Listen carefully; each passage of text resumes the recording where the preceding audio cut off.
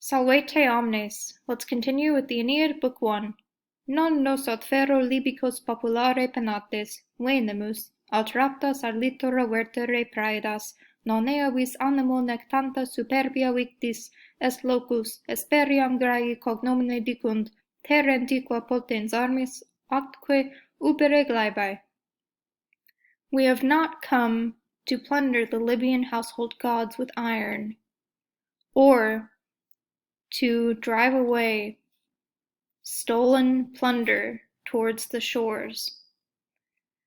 There is not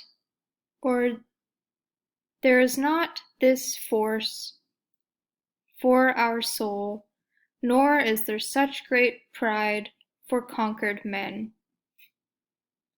There is a place, the Greeks call it Hesperia by name, an ancient land, powerful in arms and powerful in fertility of the soil.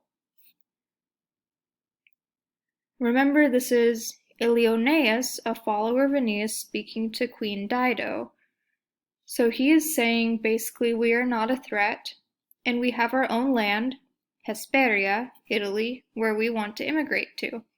So they should not be seen as dangerous to the Carthaginians. They're not going to populare libicos penates, and they're not going to vertere praedas ad littora. So they've not come to do this, nor to do this. And there is not this force for our soul.